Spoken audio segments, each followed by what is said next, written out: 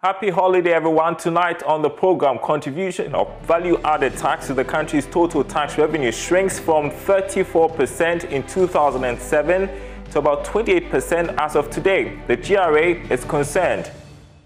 They not bring the downward trend in contribution of VAT to policies. I think I would rather blame it on compliance. Also tonight, ADB debunks claims it is shifting from its core business of funding a grid to real estate development. It isn't true. It isn't true because it is an agricultural bank, with a universal bank with an agricultural focus. And therefore, our priority areas are into the agri value chain. Plus, the Ghana Standards Authority sets standards to regulate pricing of eggs. We will have details of that story coming up and others on this edition of Business Live. My name is Darryl Kwao. Details after this break.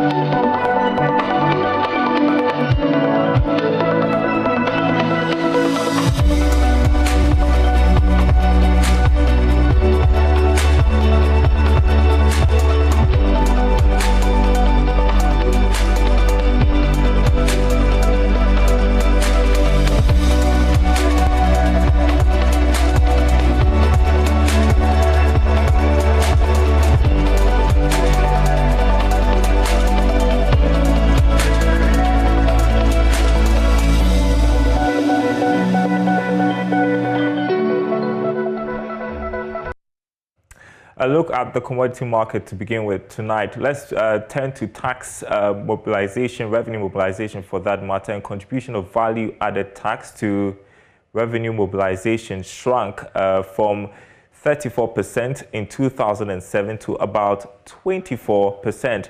Let's listen to Dr. Charles Adai, who has been addressing a forum in Accra. VAT, when it came into the system around 2000 up to around 2007, was performing very well. In fact, our VAT contribution to total tax revenue was hit around 35%.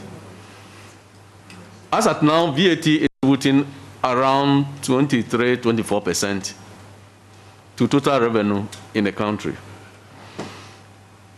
Yes, the policies that we started with, there has been some changes in them. But I may not blame the downward trend in contribution of VAT to policies. I think I would rather blame it on compliance, payment of VAT in Ghana. There are a lot of challenges that we are facing when it comes to VAT collections. And that is why somewhere around 2014, yeah, we tried to bring a new system to the economy, which we refer to as electronic point of sales device, to ensure that all transactions that take place in our shopping malls and other shops, as soon as a receipt is given to you, it reflects in the GRA database, so that we know that at the end of the month, when you come in, even if you don't come, and once the transactions are captured by us, we know how much VAT you are coming to pay. That is worrying. Now, government will soon be engaging transaction advisors for the long-term future of the recently acquired Airtel Tigo. This is part of plans by government to revive the company as the parent shareholders have exited the Ghana market. Minister for Communications, Esther Usekufo, has told Joy Business that government is still assessing the company, but is likely to acquire the services of a management firm and transaction advisors.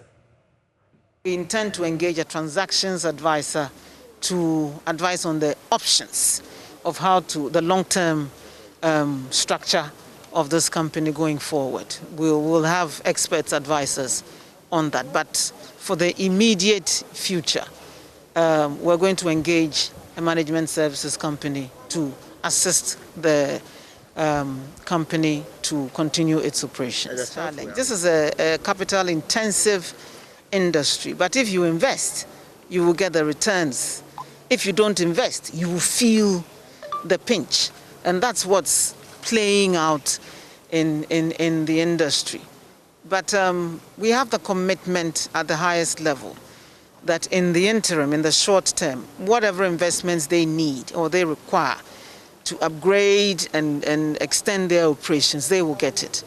Government is stepping into the shoes of a shareholder who wants its investment to pay dividends to it. And so we won't just take this and sit down and watch it deteriorate. We'll do what needs to be done to grow the operations of the company, and from cabinet right down through to the Ministry of Finance. Like I indicated, we're working closely with them on that. And so in the short term, whatever funds they require to put back in the business, they will get it from government.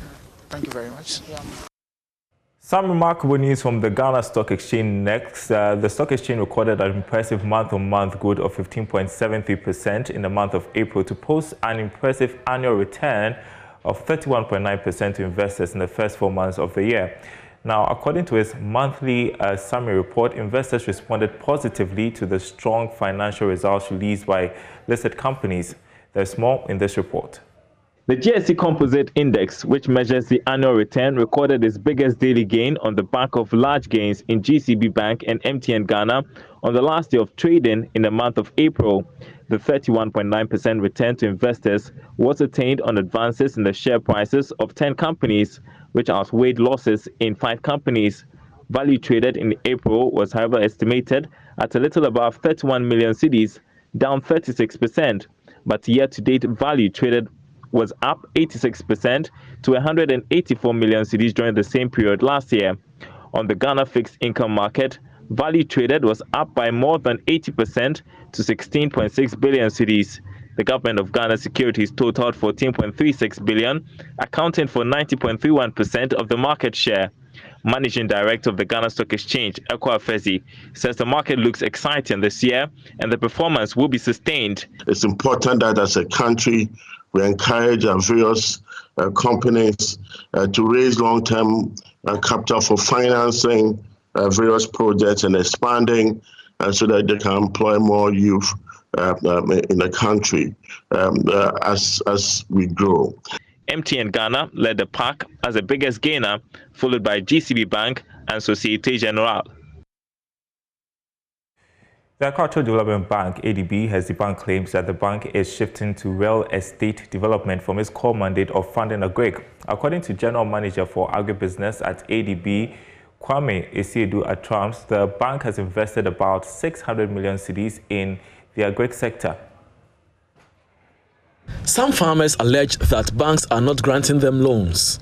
According to them, some banks deny them outright, whereas others drag the application process. Agricultural Development Bank, ADB, is one of the banks mentioned by the farmers.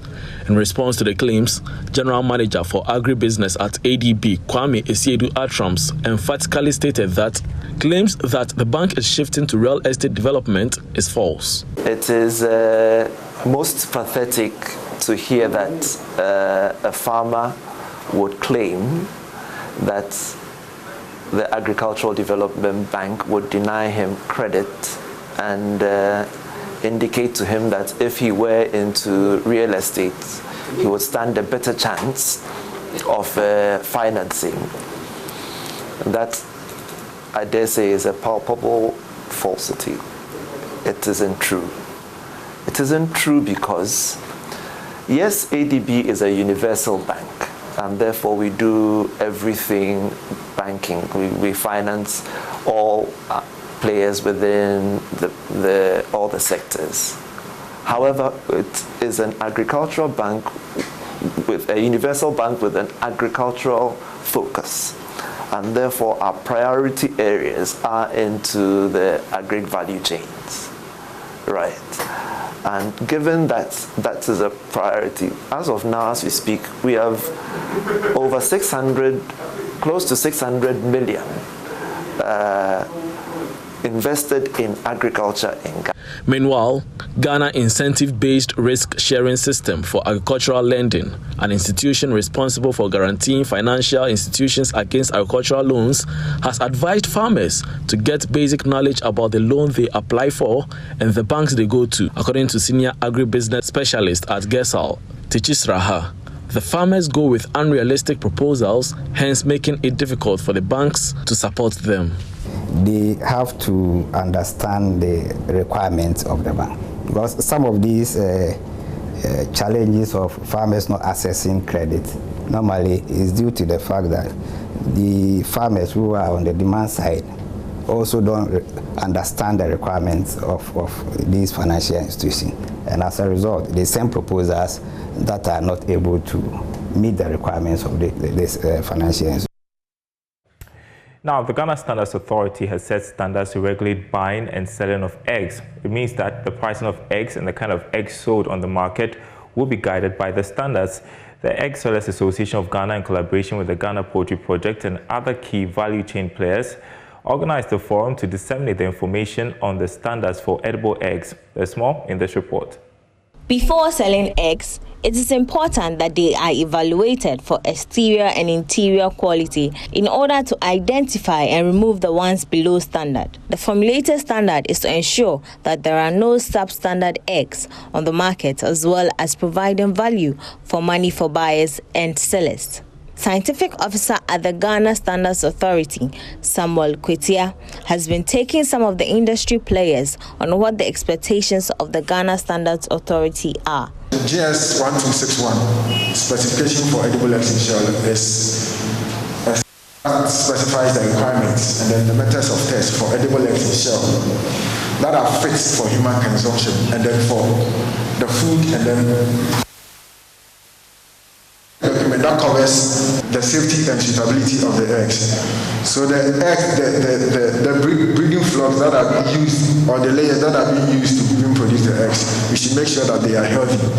Eggs shall be of the normal original taste from the bird in particular. If the egg is fortified during poultry feeding practices, this should be properly stated on the pack. President of the Greater Accra Poultry Farmers Association, Michael Nyako Ampem, welcomes the move, but however says it is not an immediate solution to egg glut. It's good, very good for the industry. Howbeit, members have to adjust to it because it's a new thing, and you know that once it's a new thing, and we are a bit slow to change, and then so the farmers will have to change, the consumers will have to change. The standards may not necessarily solve the problem of the egg glut. The egg glut will be solved by we understanding that eggs are good for us, and so we eat it. Those misconceptions and the myths that we had concerning eggs, once we lay them aside, then we'll be in a position to increase the consumption of eggs, and then the egg glut will be dealt with. The other side of it is to also look at processing the egg in the long term. When we're able to do that, then we know that gradually the issue of egg glut will no longer exist. Chief of Party for the Ghana Poultry Project, Karianne Debois, disclosed that her outfit looks to build capacity for players in the poultry value chain. Our role here was to really build the capacity of the value chain actors on how to advocate for what they want and how to be there to work together with the government to make sure that everybody is having their say in the standards, because they are the ones who are going to use it in the future. Okay, our mandate is that the poultry sector in Ghana is becoming more competitive. So we are working on improvement of production areas. This might be record keeping, biosecurities, but also the standards and the policies. And you're watching Business Live. My name is Daryl Kwao. Coming up later in the bulletin, we've got a statement from Jata Cement on the pricing of its cement product. You want to stay around for that after this week.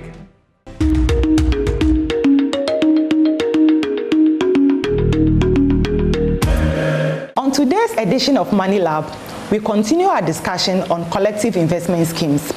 For today, we will be discussing balance funds. Just like their names, balance funds invest some portion in fixed income securities and the other portion in shares or equities.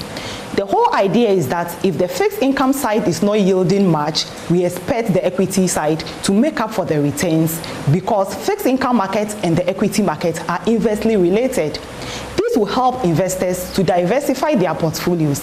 It also helps them to reduce their risk and maximize returns.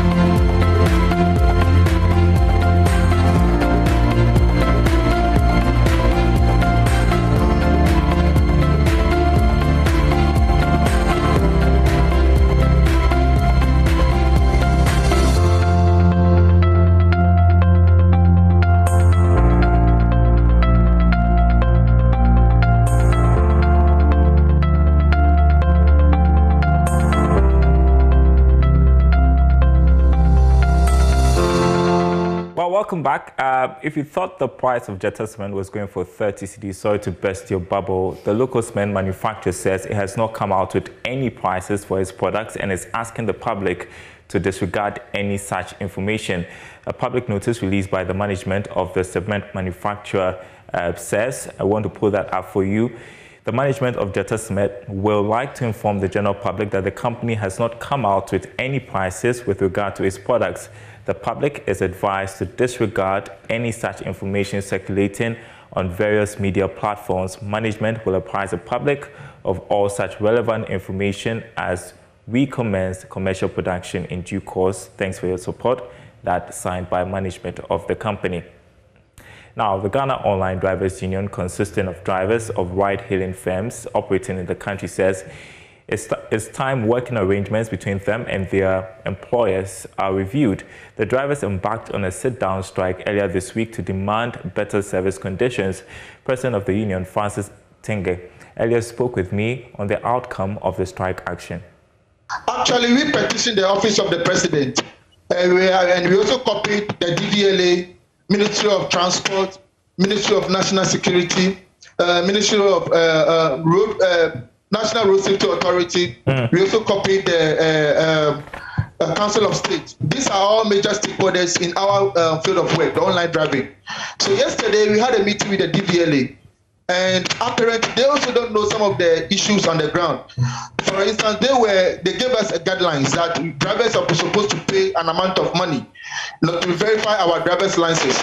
The car owners were also to pay 60 cedis to verify the car, and then a roadworthy issue. So, well, at the meeting, we made it known to them that Bolt and Uber has combined both fees that should be paid by the driver, instead of the car owner taking their part and driver also paying their part. So they said they are going to review it and they will get back to us. Okay, but then you had other concerns to do with security as well. How are those issues being addressed? Are you hearing from the operators, Uber, Bolt? Are you hearing from them? No, as we speak in Ghana here, Uber and Bolt, according to their policies, they don't recognize unions. such as the Ghana Online Drivers Union. They don't recognize that. But we petition and copy the national security and the Ghana police so that they have to come in through the Ministry of Transport and ask these operators to look at the security aspect. As we speak now, drivers are not safe, riders are not safe. They have 4 drivers being killed already. That's unfortunate. So to have a meeting, a dialogue with the national security and the police side, MTTD, as to how best we can solve the security aspect of online system. Well, a final one for us tonight. In the heart of Abuabo near Kumasi in the Ashanti region is a young software developer who is giving back to society by equipping others to become computer programmers. Zaidan Mustafa volunteers his time to teach both tertiary and senior high students how to code so they can be more efficient and effective in problem solving. Mahmoud Mohammed Nuruddin has more. Programming or software development is a high-income skill. When people become experienced in programming and software development, there are no limits on income opportunities and personal growth. Mustafa Zidane, and I'm the founder of the Zongo Code Bootcamp. We want to give these guys the tools to make it in the 4th Industrial Revolution. As we all know, the 4th Industrial Revolution is about what you can do. It's about what can you build. That is why Zaidan Mustafa volunteers to teach young students like his age to familiarize themselves with coding. My name is Firdaus Adam. I'm a first-year student reading BSc Midwifery. And then I came here to learn this because now the world is becoming a global world. You can't just say you are in the health sector, so you wouldn't like to learn something from computing or certain things. So I decided to merge both so that I will fit in wherever I may find myself. I'm Mohammed Tawfiq Bashir. I'm a professional teacher in Nur Lamin Islamic SHS. I joined the Zongo Boot Camp to learn more about coding. As a person growing up, there are a lot of challenges in the Zongo communities, which we all need to come together to solve. I joined the Zongo Boot Camp so that we would be doing critical thinking, reasoning, as well as coming up with a business and also building a web. Computers are the wheels of today's society. One can live a day without food, but not without computer or smartphone. For this reason, students here want to know how programming works to enhance their appreciation of the world. I want to be able to create a platform whereby this tricycle business that is going on in Asokorima municipality, whereby we can bring the stakeholders on board so that even at your own convenience, wherever you are, you can go on the platform, call for a ride, and things will go smoothly for our people. We also have Group 4, which are also working on drug detection platform. So what they want to do is they want to solve the problem with fake drugs. Right? They want to enable pharmacists and drug users to be able to scan a QR code in order to know the drug they are taking. Zaidan calls it a privilege to teach and give back to society. Without programming, computers and the internet do not exist. That means we can't connect with people. A report by Mohammed Nuruddin.